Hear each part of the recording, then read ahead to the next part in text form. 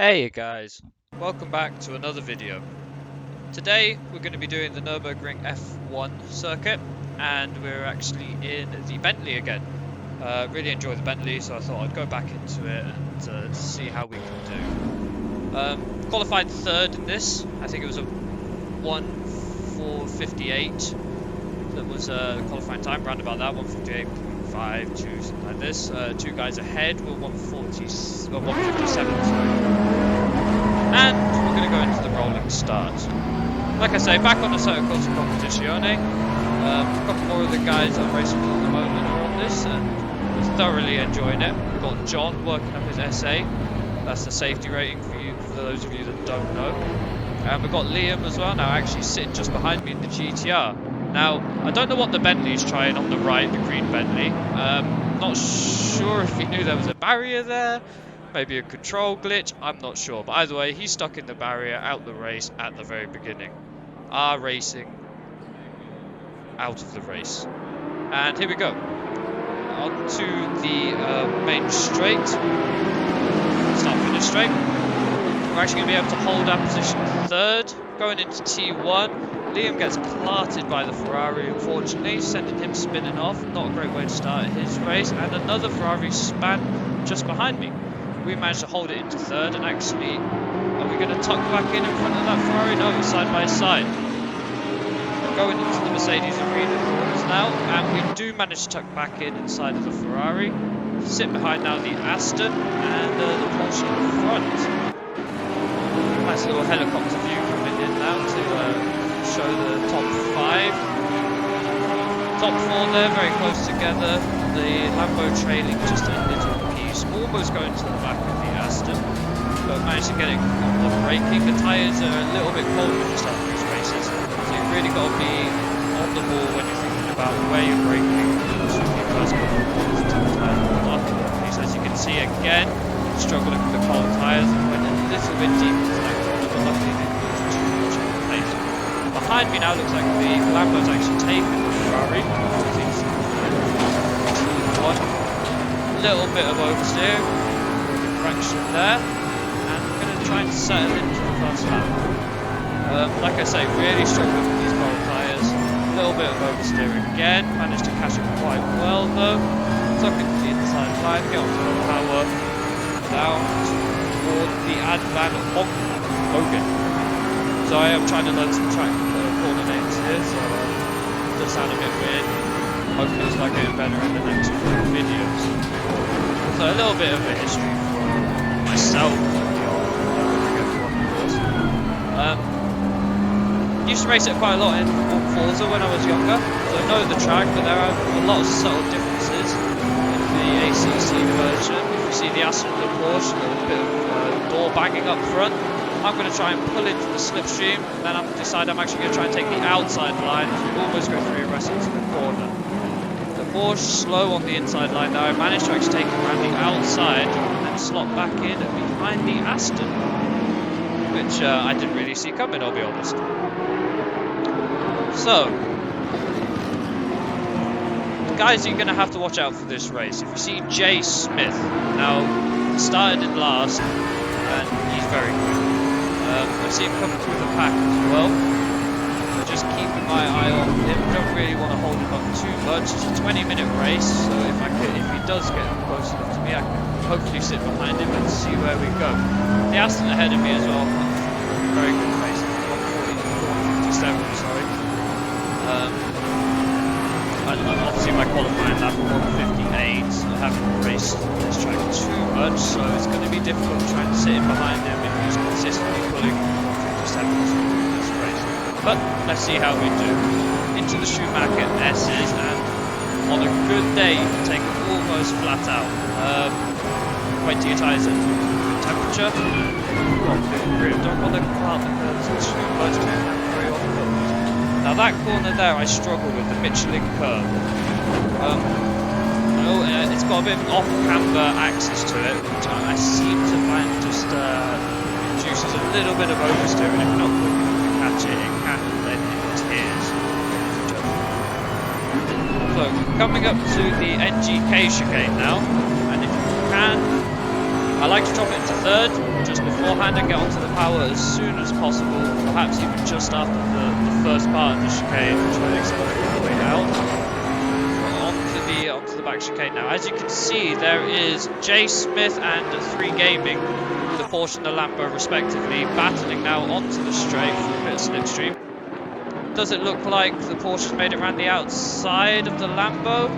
I've actually gone wide into T1, giving up a bit of time, and no, the Lambo and the Porsche side by side. Great racing from the super hype there. And Jay Smith has just pulled in front. Porsche now has the lead and he is coming for me. Now, as you remember me saying earlier, I realised Jay Smith was quite quick, just from the beginning of the first couple of laps, to be honest. So I don't think I'm going to try and fight him too much. And you see, he's just chipping away tenths at a time. So, but my main objective here is to try not to make any mistakes. Get as close to the Aston as possible, which at the moment didn't seem great. After I went wide in T1, he seems to have pulled out a little bit of a lead now, in 1.7 seconds, which racing, you know, can be very difficult to make back up. Porsche now looks at the inside, doesn't feel like he's got quite enough room into the Schumacher S's, so he actually just sits behind, trying to get the slipstream down into the next corner, the Michelin curve. I've gone wide again, like I say, one of my most difficult corners there, and it's actually given the Porsche the position, but I managed to slip back in just in front of the Lambo. Onto the straight, the Lambo's in the slipstream, I'm in the slipstream. Let's see if we get to the end of the straight before anyone making a move. The Lambo's pulled left at peace, but decides to pull back into the slipstream. Braking on the 100, into third, could brake a little piece later, as you saw the Lambo actually did, almost got onto my inside onto the NGK chicane. Holding tight round the Coca-Cola curve now, and back onto the start finish straight. Now, I've lost quite a bit of time with the Aston, and now Porsche. But we're going to see what we can do. See if we can sit behind the Porsche, follow some more of his lines, and just try and get a little bit closer. Like I say, a bit new to the track, or this version of the track, but during the race I did start to settle in. I believe I got to around 157s, so I did actually start matching the Aston Martin's pace ahead of me. Not so sure I can match the Porsches. I believe the Porsche to the 155 in the end. Absolutely rapid around here. Trying to find 2 seconds off your own lap time, I think any of you who have been racing know it's not the easiest thing in the world. So basically, instead of trying to chase my friend down in the Porsche, I decided to just try and take it clean and make as little mistakes as possible. Lambo behind me having a little bit of a twitch, comes off onto the curb, almost into the gravel, maybe touches the wheel, and that's actually given me a couple of tenths just ahead of him now.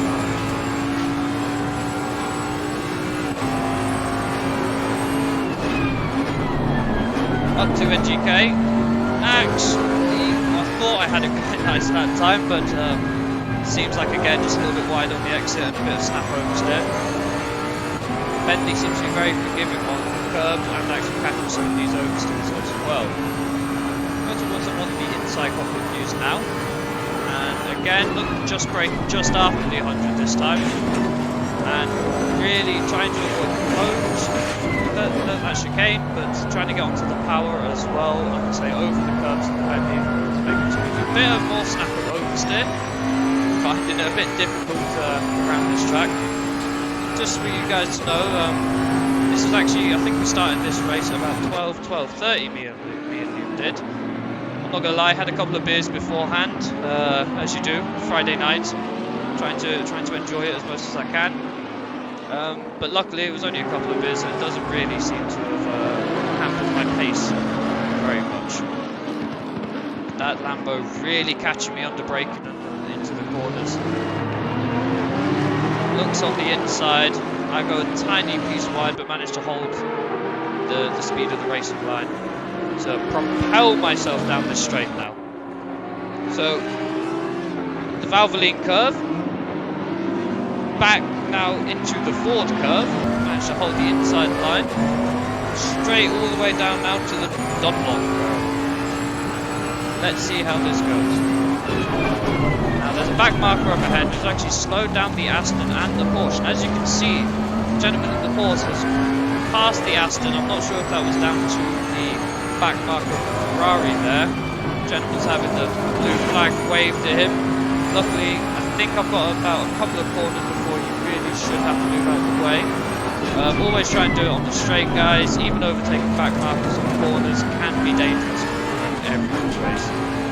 Luckily, this guy was very aware.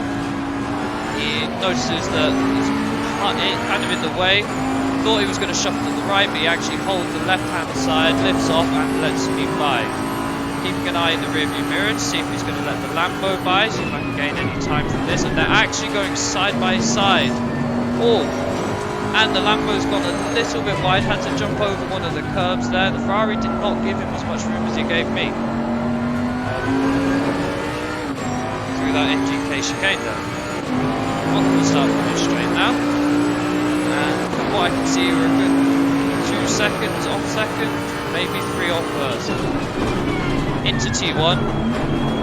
Braking just in time to be able to hold the inside line. You don't really want to get too tight there, but you want to set yourself up nice for this second gear, feathering the accelerator as you go around trying to search for that grip.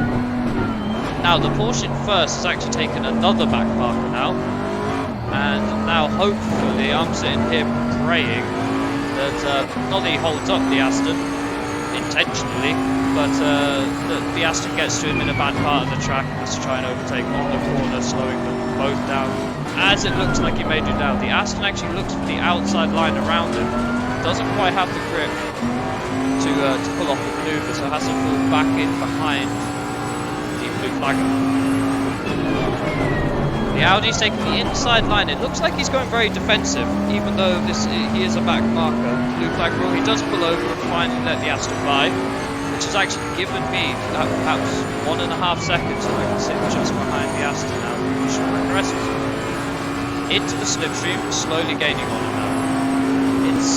It's going to be a tight race, like I said before, between me and the Aston. Both now running similar times. I think the 157s, low 157s, should make quite an interesting battle. Pulled away from the Lambo now, after he had that incident with the Ferrari. And as you can see on the cinematic camera here, we're only 0.8 of a second now behind the Aston. Maglehesh, I'm sorry if I butchered that, I do apologise. Jay Smith though, way out in front now, 5 seconds over second and third. As long as he doesn't make his mistake, he's in with a podium. Like I say, last to first challenge, it seems like might be in the bag for him. Come across the line now. We did a 157.8 that lap with a best of a 157.2. Getting close, maybe one day breaking into the 156s. Need to give a few more hours on the track for this particular track before I think I can get to that. So trying to take it a little bit wider now, trying to get a better run on the out of the corner following the Aston. Change up the livery a bit. As you can see, I've gone with the matte black and purple chrome look. Quite nice. I think it matches my driver's visor and race suit quite well. It's actually quite a new update come out, maybe only a week and a half old, and you get to actually play about with the thing. Sorry for this black screen at the moment. It should only be there for a couple of seconds. I believe it's a bit of an editing flaw right here. So we're going to skip forward now and see where we come to.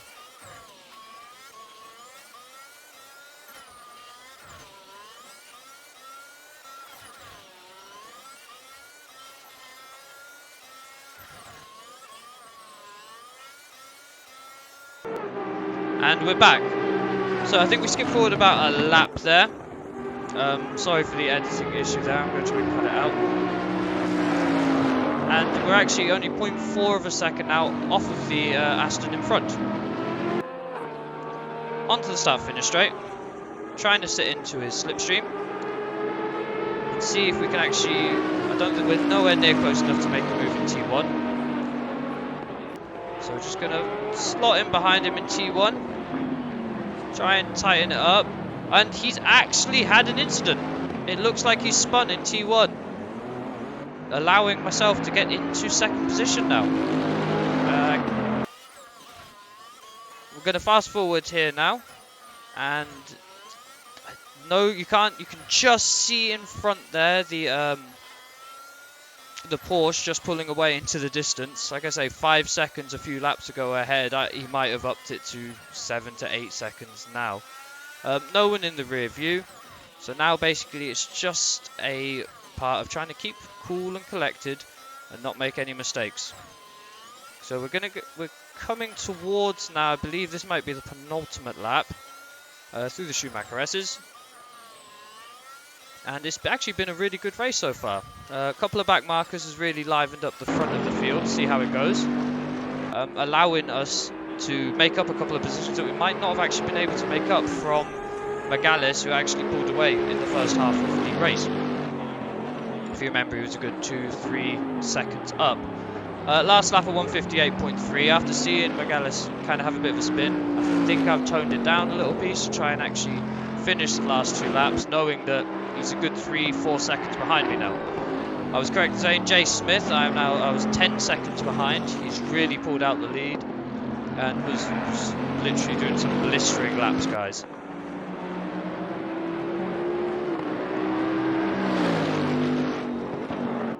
So into the Valvoline curve, and then into the Ford right-hander. Second gear goes a little bit wide.